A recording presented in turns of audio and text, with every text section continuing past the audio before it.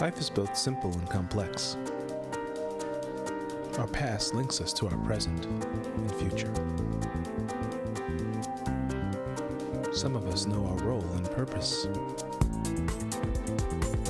Most of us are trying to figure it out.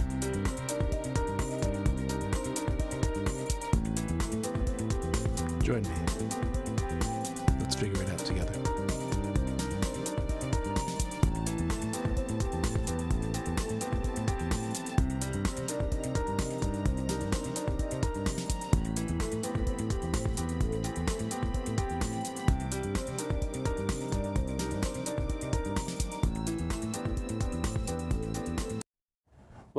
Welcome back. I'm Dr. Fritz, psychologist, practicing in New York City and in Staten Island. This program is Ask Dr. Fritz, brought to you from the Time Warner Studios, CTV here in Staten Island.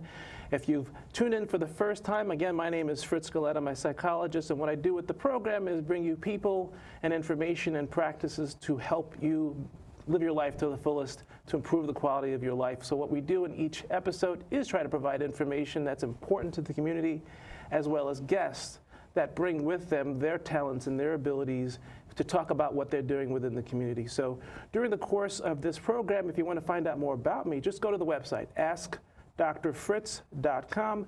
There you can see past episodes and a description of what we do. You can also contact us to let us know if there's something you'd like to come on the program and talk about or present here. If you know somebody that's doing something particularly good in their community, we want to hear from you and we want to talk about that stuff with you.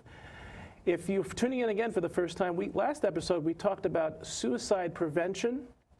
And on the episode today with me is Bishop Victor Brown. Welcome. Thank you so much. And we're going to talk about it from the perspective of what can be done within the community.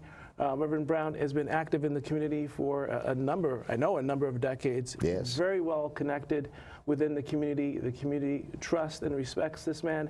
And so we're going to talk with him about what he's doing and as a frontline practitioner. So welcome to the program. Thank you so much. It's a pleasure to be with you once again. Thank you for joining me. Yes, you came on with me when we were doing radio. That's correct. And I forgot what we were talking about, but it's glad to have you back on. Thank you. Thank you so much. So in terms of suicide and suicide prevention, what I really do want to focus on is what we can do as members of the community to be available to those who are in need. And so maybe we could start off with you talking about the church that you're affiliated with and that you lead, and what initiatives you're doing in the community to help. Thank you. I pastor the Mount Sinai United Christian Church. I have been the pastor there. I'm in my 29th year of pastoring. And this issue is an issue that's very important to me, because as we look at society and the community and the day we live in, it is a very, very complex world. It's a complex world. And people are not really knowing how to cope with much of what they have to face. We still have unemployment. We still have many things that bring about a sense of hopelessness. And I think all of us run the risk or have the potential of encountering that. It's how we handle it that makes the difference. And I think hailing from the faith-based community, in many instances, we are looked upon as that beacon of hope. We're looked upon as being able to create an atmosphere that reignites the flame of inspiration for people. And so we have our work cut out for us, particularly in this present time, because of the unrest that this nation is in.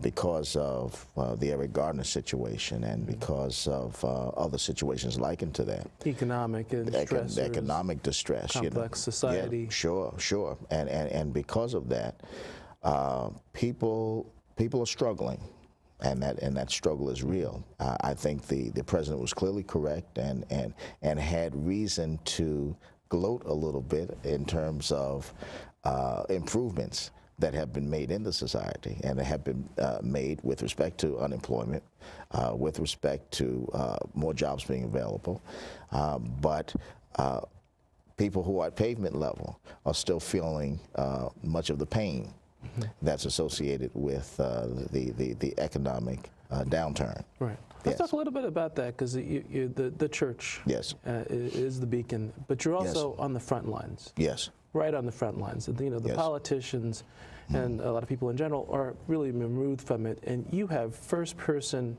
witness to when they get on the air and they're talking about an economic upturn or a downturn. Yes. Yes. You know in real time whether they're telling the truth or not. What are you seeing in terms of what are people stressed out about more now than versus other times in your history?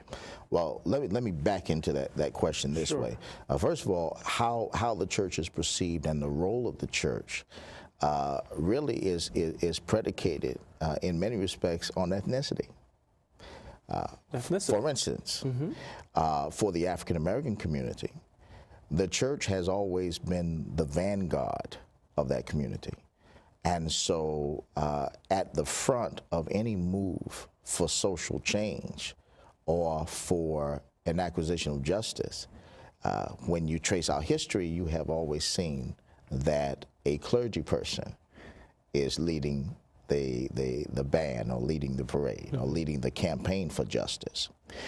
Whereas in dialogue with many of my white colleagues, the church is seen as having a much different role.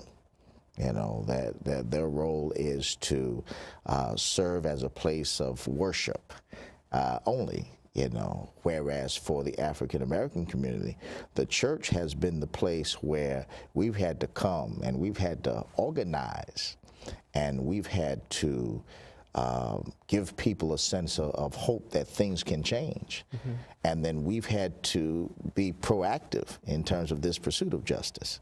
So it's you know, so it all depends on how you look at and how the role is perceived. Which church you're talking about? What ethnicity? Exactly. I mean, and it's unfortunate in many respects that we have to even characterize churches as black churches, white churches. But there's a difference. But there is a difference, and that difference, of course, stems from where we are within the societal scheme of things. So let's still talk about the role that you see your church and yourself have played. Yes. I'm a mental health practitioner. Sure. And people do come to me in crisis, but there's a lot of stigma in the community around coming to professionals like myself, and I imagine they often come to you first. Yes.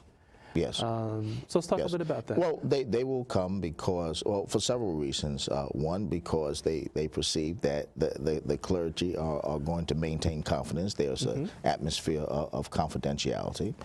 That, once again, that we are a haven of hope. That you know, we major on giving hope to people. And trying to give them a new lease on life.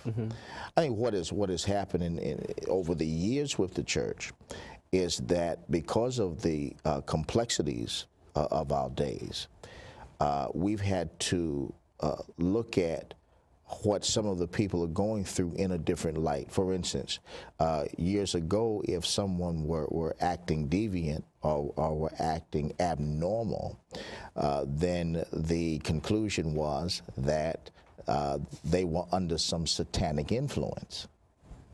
And so as we've emerged in terms of our understanding and our knowledge of mental health issues, we now understand that some of the challenges that we may be faced with some of the people who come to us has absolutely nothing to do with demonic influence and everything to do with mental illness. And so the role that the clergy person has been thrusted into now is not just that of being the bearer of the good news or the gospel, but we're also confronted with having to make psychotherapeutic assessments. Tell me about that. So someone comes to you. Yes. And would you characterize one of your frontline interventions as being a clinical evaluation, or would you call it that? And if so, what kind of training? I imagine then you would have had training in that. Right, that's correct. No, I'm pastor first and foremost. Pastor first and foremost. Yes, and you're right, pastor first and foremost. But many clergy now have availed themselves of greater levels of education, and even seminaries are doing a better job of preparing ministers to function in that capacity. So we have pastoral care classes, we have clinical psychology, and other classes that introduce us to and gives us information so that we can better leverage the relationship of trust that we have with people who come to us. So what is someone to do, or how should they approach you, or what is their avenue of getting to you and talking to you, and then what happens to them if you're able to identify that they're in need of additional mental health services? Sure. Well, what normally happens for me at the Mount Sinai Church is that a person may call in, because we have office hours during the week. They'll call in, they'll ask for an appointment, and they'll be given an appointment. We come in, I always give the disclaimer, everything that is stated is kept in the strictest of confidence. Private and confidential. Private and confidential. And then I get right to it. What brings us together today is usually my introductory line. Very good. And then where does it go from there? I listen and they talk. Yeah. And then of course, as they begin to share why they've come, I'm assessing every word. And so, of course, some things that will be stated may prompt a question or two, and so because I'm trying to get a full assessment of what it is they're trying to bring to me. Yes. What can we do to decrease the resistance? Because a lot of people on the street who are suffering from stress, distress, and maybe even more severe mental issues want to avoid getting into the mental health system. And what I want to do is be reaching those people and trying to create a feel, and a truthful feel, a genuine feel of a safe avenue. And I imagine, if they're coming to you, they probably already are hoping to gravitate toward that beacon and get the help that they need. That's correct. That's correct. And so if someone comes to me and I sense that there may be some personality disorders or there may be some mental disorders, then depending upon the severity of it, I may move forward to increase the counseling sessions to get a better feel of what's going on. Or you'll do the counseling sessions with them? Yes, okay. Yes, or I may make a referral. Staten Island Mental Health, has been giving referrals. Persons have been giving referrals to them. All right, so you have a line or a connection to them, right? In case it's severe enough that it's the case. Because my degree is not in psychology. And my degree is in theology. But I've had some training in the area of psychotherapy. So there are signs that will suggest to me that there needs to be a referral. Right. Yeah, but I try to do a on the ground assessment. Right. And then yes. And do you see more or less kinds of pathology these days? Do you see people who are more psychotic versus more depressed versus anxious? I see the gamut. A gamut, and again, it goes back to the fact that we're living in difficult times, and people are trying to find a way to cope.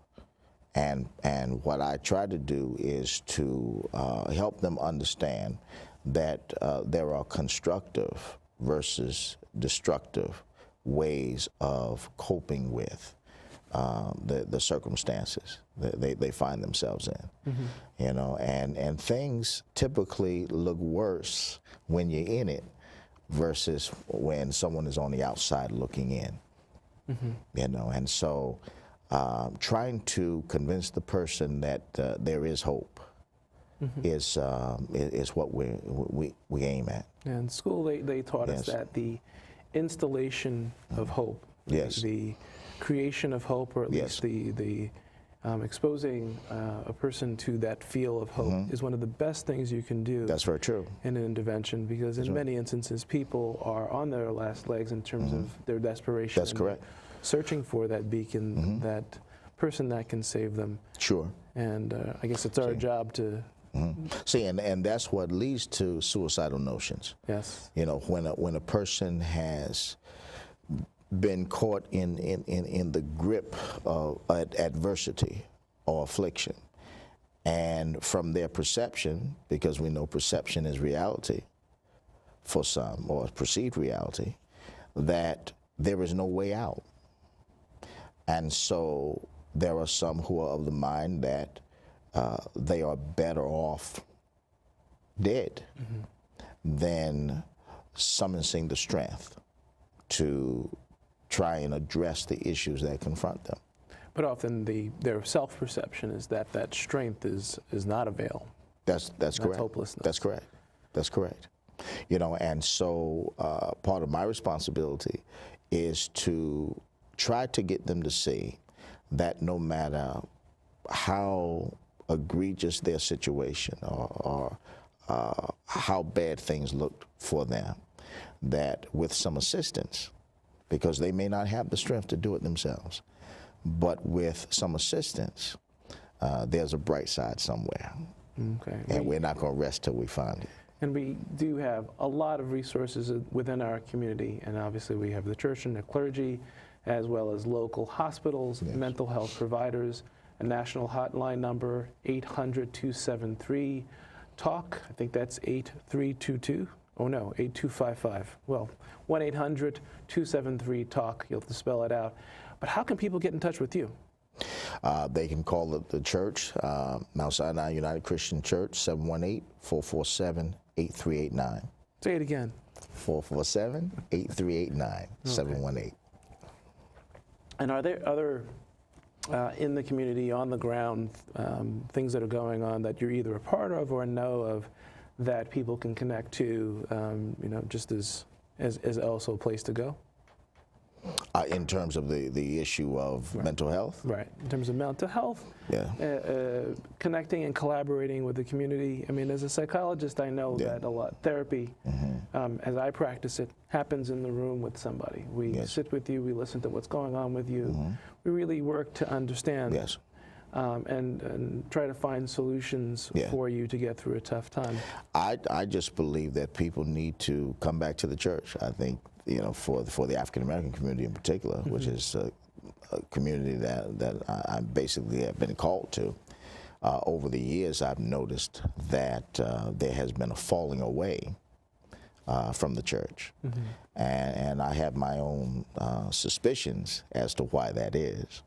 And for one, and I've gone on record as saying this, and I don't mind saying it again, I've gone on record as saying that for the African American community, integration was a mixed blessing. It was a mixed blessing in a sense that on the one hand, it did afford us many of the opportunities that we did not have prior. But I think what it has also done is it has caused our community to embrace the illusion that everything is okay. So we have a number of persons, particularly those who were born subsequent to the civil rights movement or subsequent to the death of Dr. King. And with each succeeding generation, I'm noticing that there is a growing disconnect from our history. And so I believe in many respects, you know, it has been a mixed blessing. So with a falling away from the church or even a falling away from a collective history. And what has happened is that the incidences of suicide in the African American community have gone up. And I believe that it has gone up considerably as a result of that falling away. Okay. Because God has always been at the center of our struggle. You know, it was God who got us through the Middle Passage. It was God who preserved us during the awful, institution of slavery. It was God who kept us. So from as institutional people racism. have fallen away from Yes. faith-based Yes. communities, Yes. I'm going to be a little scientific and psychologist at the same time. That's all right. I find an increase in people's depression and anxiety when they've lost their way from a sense of meaningfulness, a sense of community, a sense of direction. And even from a non-religious standpoint, I see that when people do follow religions or follow certain ways of life, they have a little bit more direction. That's for sure. And so I guess what you're adding at it from the religious standpoint Yes. is that people have fallen away from God, and because they've fallen away from God, they've lost their way. And Yes, because we had God to hold on to, and we had confidence hope. that God was holding on to us. We weren't alone. We were not alone, you see, and many people have tried to go it alone. And then go it alone, at some points you are alone and You are you've alone, lost yes, your way. And yes, yes. Yes, you know, and let's face it. I mean, even that. I mean, there are reasons for that. I mean, look at how, you know, clergy have been portrayed. You know, particularly in the African American community. How have they been portrayed? Well, you know, African in the African American community, you know, pastors are usually portrayed as pimps and hustlers, and you know, I think one expression I heard one time was that we were poverty pimps. You know, that we exploit the poverty of people for our own means, and I think that's very stereotypical. Okay, well, let's move away from the stereotype. Let's talk about the real, which is, you know, you're an active member. Again, because if that becomes, you know, people's perception, and they begin to operate out of that, then it undermines the trust that's needed to build, you know, strong bonds, you know, that could get people beyond some of their circumstances. So some people, you know, they don't have a problem with God. They have a problem with the institutional church. And this circumstance is across the racial strata, because let's look at the Catholic Church. As powerful as the Catholic Church has been, in the last few years, it has been plagued with crisis. You know, and so there's been a falling away even from the Catholic Church, you know, because let's face it, people are not going to align themselves with any institution they cannot trust. Which comes back to why, as a member of a faith-based community and a trusted member within the community, you occupy an important frontline option for people to go if they need help. That's very, very true. Yeah. That's very, very true. Yeah. And I still believe that no matter how much times have changed or how much people change, I believe that there is an inner need within all of us to connect to the God who created us. And there are some people who may have to go the scenic route in order to come back to that reality. You know, once they've exhausted all means of trying to address that inner need for a connection, spiritual connection, then they will find themselves in a circumstance where they will have nowhere else to go but to God. That's pretty powerful. And I believe that. Yes. All right. Yes. So and so I want to be there to catch them when they fall. I imagine that could be kind of fun, you know? No, well, you know, grappling with the difficulties that people are going through, it's never fun. Well, not fun for you, but a sense of community, a sense of place to go. Yes, yes. It brings me great joy when God uses me or some program that's within our church to serve as a vehicle of victory for them, or a vehicle of recovery. You know, that we're able to avail ourselves in a way that puts people on a course for recovery, or greater understanding that life can be better than what it is for them. I'm overjoyed by that. Yes. And it's that the better word is fulfilled. Without a doubt. Yeah. Without a doubt. I tell people all the time, I didn't choose preaching, it chose me.